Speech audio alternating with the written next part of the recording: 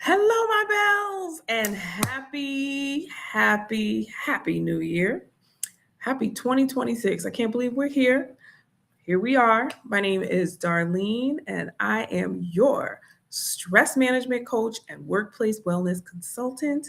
And I help emotionally exhausted nurses and healthcare professionals reset their joy so that they remain in the profession that they once loved. And here we are. It is January 6th, 2026, and it is also week 8, the final week of our workplace wellness series, where we focused on burnout and how we can come up with some tools in real time, in the moment, to be able to survive, whether we're in the workplace or whether we are outside of work, because we know that there is such a serious interplay between your personal life and your work life. And so the past 8 weeks, we have covered a lot. We have talked about stress, what it looks like, the awareness of stress, triggers of stress. We discussed boundaries.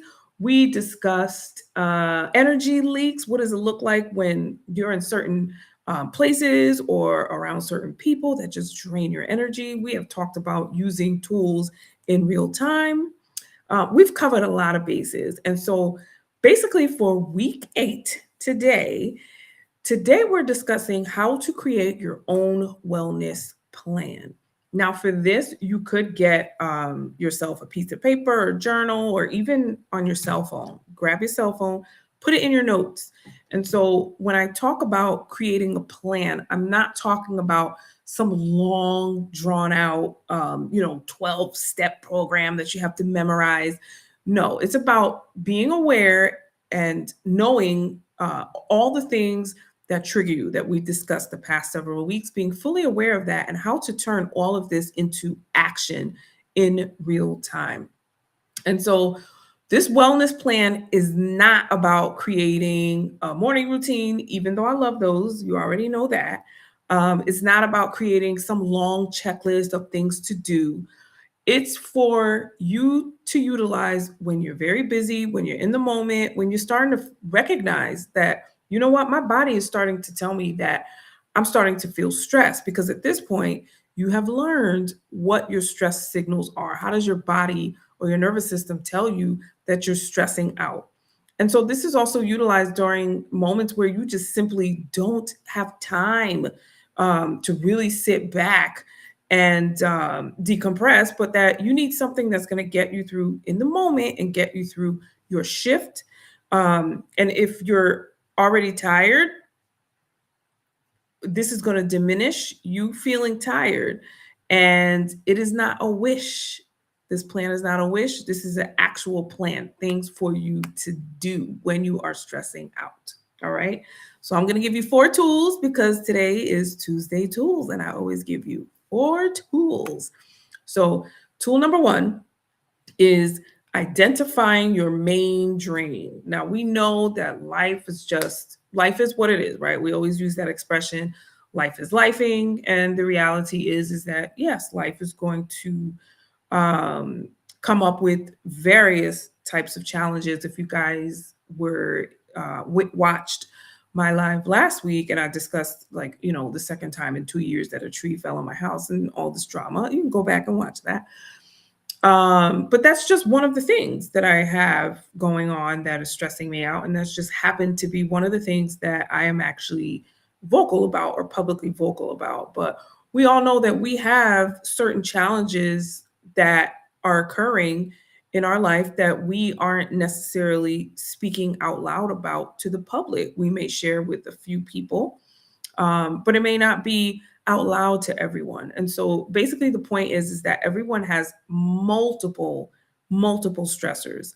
So in this sense, we want to be able to focus on that one major thing out of all your list of challenges and stresses.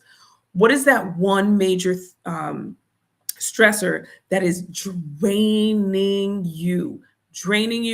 It's giving you all the symptoms that we discussed about what it looks like when you're stressed out. It is wreaking havoc and you are emotionally exhausted. Identify what that one main drain is, And that is going to be how you design your plan. You are going to design your plan around this one major stressor, because when you wake up in the morning, chances are that this one major stressor is what you automatically think of first.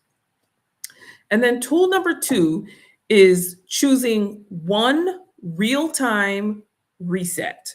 Now, of all the tools that I have discussed with deep breathing, checking your body, taking a step back, walking away from a situation and going into different areas, whether it's in your department or somewhere in your house or wherever you are, to be able to step away.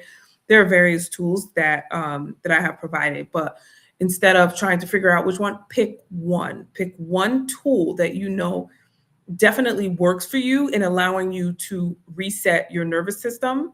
And what it's going to do is it's going to interrupt that moment of feeling stressed out. It's not going to solve whatever challenge that you have going on, but it's going to be able to buy you some time and give you, whether it's a couple of minutes or an hour or the rest of your shift, or if it's something that you will do repeatedly throughout your shift or outside of work. But this is the one tool that is going to help you reset your nervous system.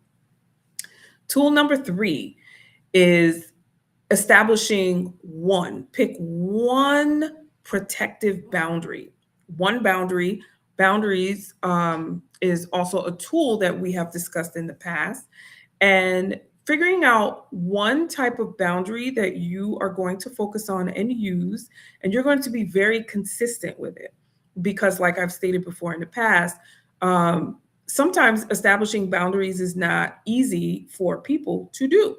And so when you tell yourself, you know what, I'm going to use one specific boundary. For example, if I say the one boundary that I'm always going to use is no, I cannot do that at this time, period. That's just going to be my line. And if I initially feel uncomfortable using it, I'm going to continue to keep using it until I start to feel comfortable, until it becomes automatic for me to say, and until I actually will be able to have the confidence in saying that I do not have space for this at this time, and to be able to, whenever you decide to come back to it, you're going to pick one protective boundary. And then tool number 4, which is my favorite, which definitely is like the icing on the cake, is adding joy as a regulator. Joy is not a reward. Joy is actually a tool that you can use to regulate your nervous system, regulate your life. The thing with joy is that joy are the things or the moments that allow you to have a sense of peace, regardless of what is going on around you, right? And so joy can look like music, joy can look like laughter, being around people who you know are going to make you laugh, or watching something that's going to make you laugh. Joy can be dancing. And I'm just naming all the things that I know bring me joy. Listening to calming music. Sometimes, actually, the type of music definitely varies for me depending on what type of decompression or regulation that I'm looking for. The genre of music can change. Another tool that I use for joy is being on the beach, listening to the sounds of water. And I'm in Connecticut and it's snowing and it's cold. So if I can't obviously make it to a beach in the middle of January, then guess what? I'm going to go on YouTube, or I'm going to go on Spotify, Pandora. There is such easy access to listening to sounds, listening to music, finding a moment away, even if it's 2 minutes and it's on your phone and you have an earpiece, something to be able to regulate you and bring you back down, and not feeling so consumed by what may be going on.